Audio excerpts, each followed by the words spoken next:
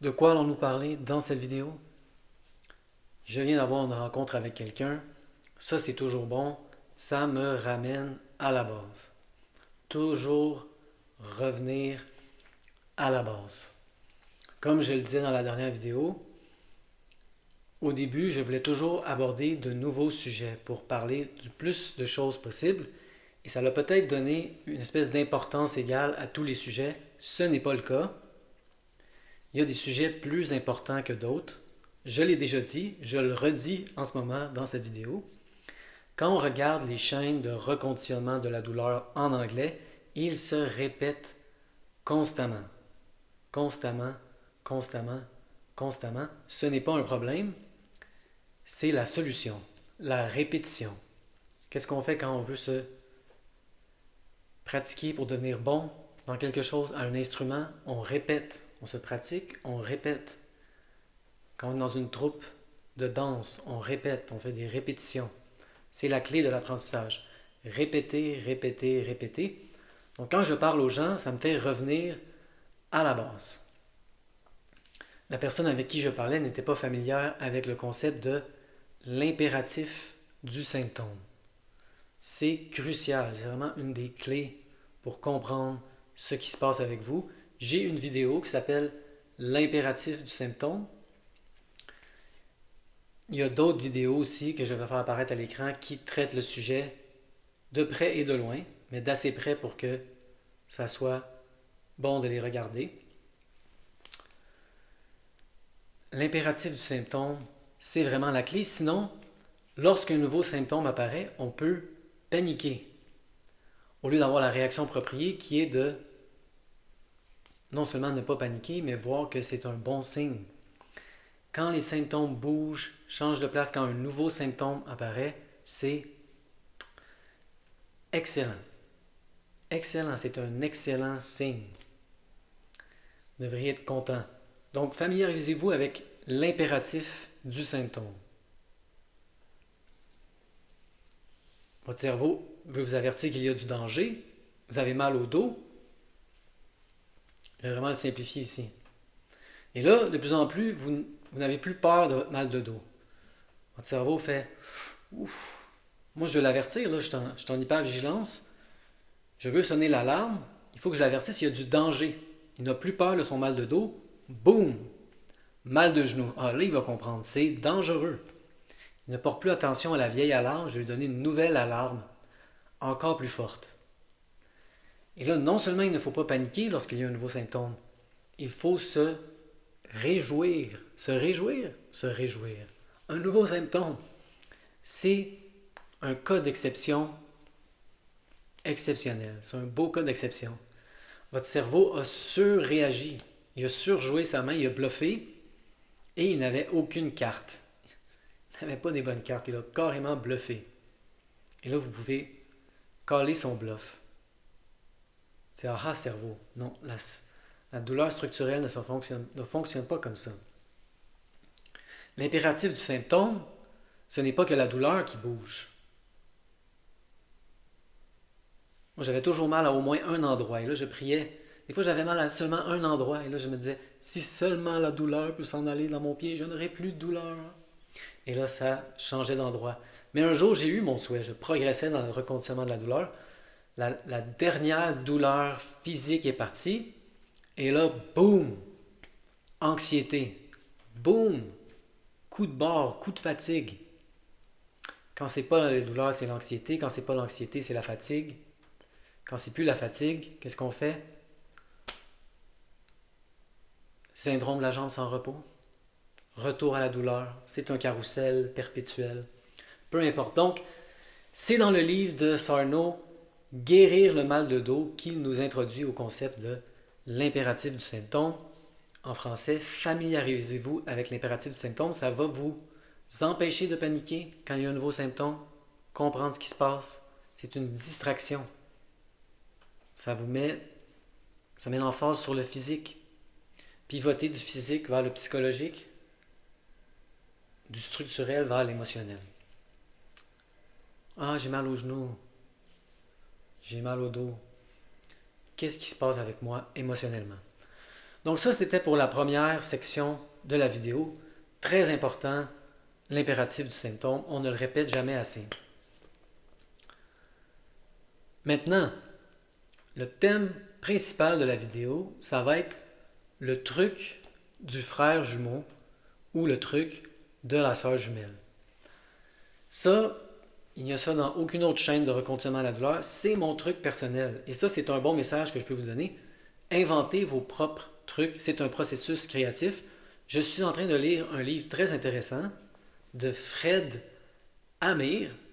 Et lui, il a des trucs que je n'ai rencontrés nulle part ailleurs dans le reconditionnement de la douleur. Je ne l'ai pas encore fini. Je ne sais pas à quel point je recommande le livre. Il est très extrême. Il est très motivé. J'ai jamais vu quelqu'un d'aussi motivé. Il est vraiment craqué. Il niaise pas avec ça. Il a ses propres trucs, il a créé ses propres techniques. Devenez créatif. Donc, le truc du frère jumeau, c'est moi qui l'ai inventé. Créativité, ça fait partie du processus. Quel est le truc du frère jumeau? Il faut retourner à la base pour comprendre. Qu'est-ce que la douleur? Est-ce que la douleur est une représentation de l'état des tissus? Non. La douleur, c'est l'estimation que le cerveau se fait du niveau de danger dans lequel se retrouvent les tissus. Là, il y a du bruit, de construction, et je vais continuer. C'est comme les symptômes. On s'en fout. Vous voyez, on peut faire des métaphores même avec les bruits de construction. C'est comme les symptômes, c'est pas important.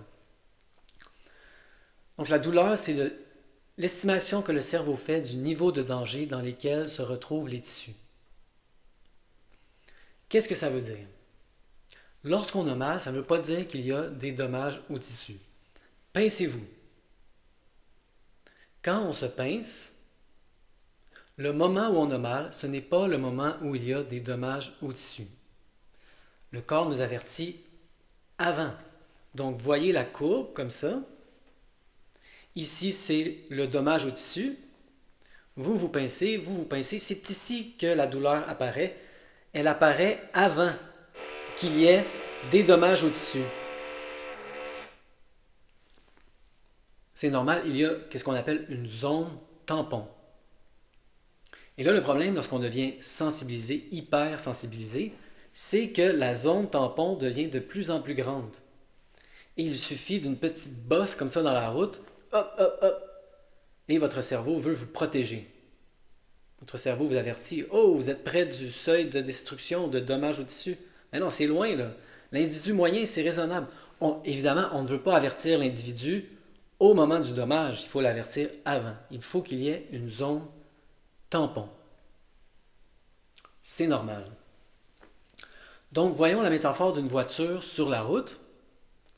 La douleur est comme un garde-fou. Il y a un ravin ici. On met un garde-fou, pas au ras du ravin. Ça serait beaucoup trop tard. On met un garde-fou avant le ravin pour nous avertir, pour ne pas qu'on plonge dans le vide. C'est dangereux, ne va pas plus loin que ça avec ta voiture. Il y a des garde-fous. Mais vous, vos garde-fous sont beaucoup trop étroits. Ils sont sur la route. Vous n'avez pas de place pour manœuvrer. Ça serait fou là, avoir le garde-fou au ras du ravin. Ça serait complètement fou. C'est pour ça qu'on a un garde-fou. Vos garde-fous sont trop étroits, comme ça. Donc, la personne normale doit se fier. Non seulement la personne normale peut se fier à sa douleur comme un signal utile, elle doit, on ignore la douleur, la fatigue, à notre propre péril. Mais lorsqu'on a de la douleur chronique, il y a un problème de communication entre notre cerveau et notre corps. Notre cerveau est devenu très peureux, paranoïaque même. Et au lieu d'avoir le garde-fou à une distance raisonnable, la zone tampon à une distance raisonnable, il est parano, il la met ici. Le garde-fou est dans la route, vous n'avez pas de place pour manœuvrer. Donc, contrairement à la personne normale, qui doit écouter la douleur, on ignore la douleur de notre propre péril, vous ne pouvez pas vous fier à vos signaux de douleur et à vos signaux de fatigue. Non seulement ils ne veulent rien dire, ils vous nuisent. Ils sont complètement hors de proportion, ils sont complètement basés sur la peur et la paranoïa. Vos garde-fous sont ici. Le ravin est très loin là. Donc, la personne avec qui je faisais la session me disait, mais quels sont mes repères maintenant? Comment je fais pour savoir si je suis près du ravin? C'est une très bonne question. On est vraiment dans le cœur du reconditionnement de la douleur ici. Vous avez vos garde-fous ici. Il faut les enlever. Ils ne veulent rien dire. C'est de la pure paranoïa. Enlevons les garde-fous. Et là, la personne me dit, mais comment je fais pour ne pas me ramasser dans le ravin? Et c'est là que le truc du frère jumeau ou de la sœur jumelle entre en jeu. Vous pouvez mettre des garde-fous imaginaires, approximatifs, une espèce de moyenne. Moi, c'est l'image que j'ai créée. Je me suis créé un frère jumeau. Et là, il habite juste à côté de chez vous.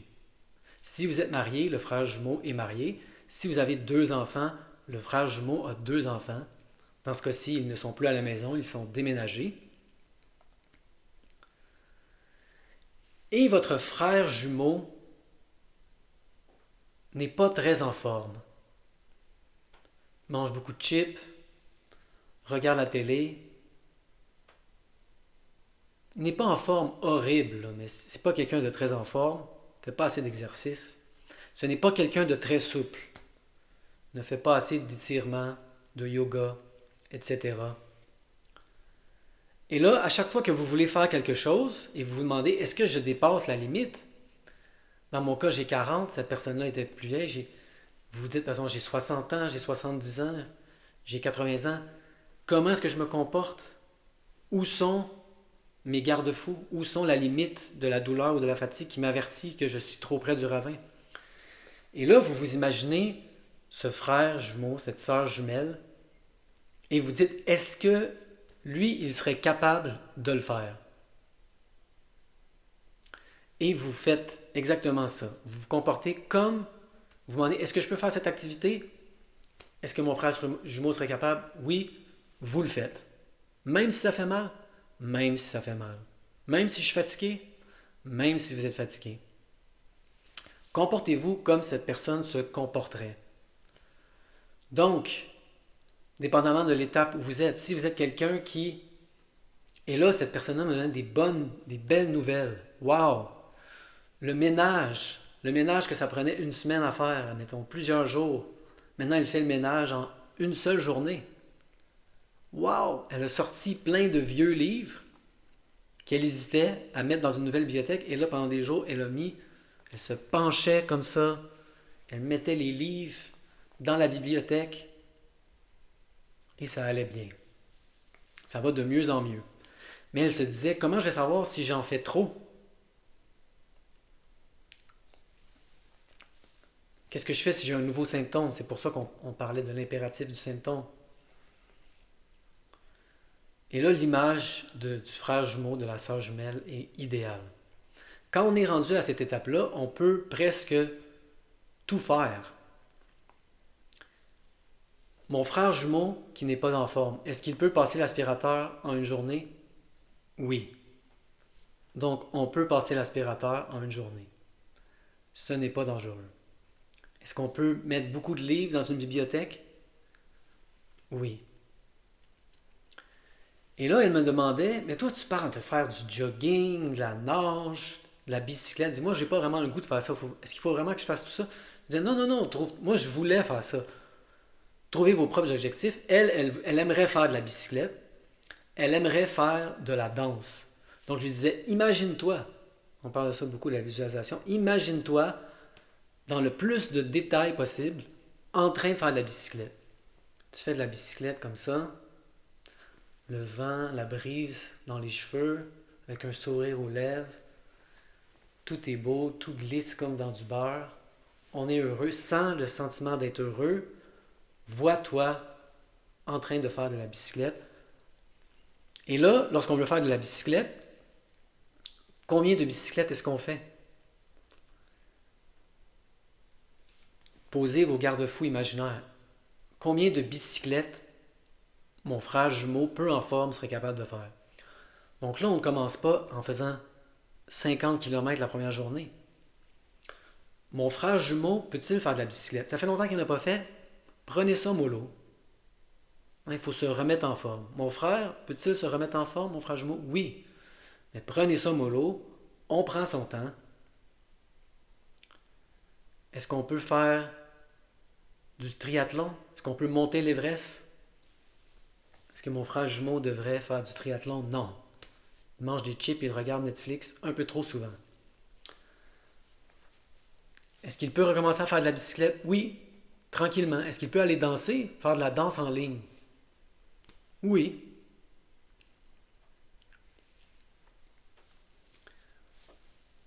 Moi, l'image du frère jumeau m'a grandement aidé à mettre des garde-fous imaginaires, que ce soit pour la douleur ou que ce soit pour la fatigue.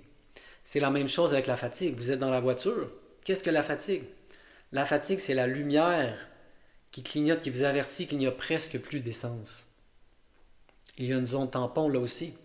Est-ce que la lumière vous avertit quand il n'y a plus d'essence? Non, ça serait absurde. La lumière vous avertit avant pour que vous ayez le temps d'aller faire le plein à la station d'essence. Mais vous, votre lumière, lorsque vous avez de la fatigue chronique, est beaucoup trop sensible, beaucoup trop peureuse, beaucoup trop paranoïaque. Vous sortez de la station-service, ça fait à peine 20 minutes, la lumière clignote. Vite, vite, va faire le plein d'essence. Tout d'un coup, qu'il n'y a plus de station-service, c'est de la peur, c'est de la paranoïa. Peut-être qu'il n'y aura plus de station de service, peut-être qu'on ne trouvera plus d'essence. J'ai fait une vidéo là-dessus. Je vais mettre le titre ici. J'explore ça. Et je réalise qu'il faut répéter, répéter, répéter les messages.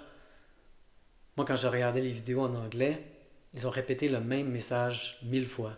C'est ça qui a fait que j'ai appris. Répétition, répétition, répétition. Donc, c'était le thème principal de cette vidéo. Le truc du frère jumeau, de la sœur jumelle. Vos garde-fous sont beaucoup trop étroits. Votre lumière qui vous dit que vous n'avez presque plus d'essence est beaucoup trop peureuse, beaucoup trop paranoïaque. Vous ne pouvez plus vous fier à ces signaux. Ce sont de faux signaux, de fausses alarmes. Vous les enlevez. Vous enlevez les garde-fous, vous enlevez la petite lumière qui clignote. Comment je vais savoir si je vais trop loin, si je m'approche du précipice, si j'ai presque plus d'essence? En vous imaginant une personne fictive, la personne moyenne, moi j'ai 40, la personne moyenne qui a 40 ans, votre frère jumeau, votre sœur jumelle. Ils n'ont pas de douleur chronique. Ils ont d'autres choses qui se passent dans leur vie, mais la douleur chronique, la fatigue chronique n'est pas un problème pour eux. Et donc, on s'impose des garde-fous imaginaires. Monter l'Everest, non. Faire du triathlon, non. Aller danser en ligne, oui. Faire de la bicyclette, graduellement, peu à peu, on se remet en forme. On arrête de... le frère jumeau a décidé de se prendre en main. Il n'écoute plus Netflix, il décide de manger moins de chips, manger des bouts de carottes, maintenant des céleris.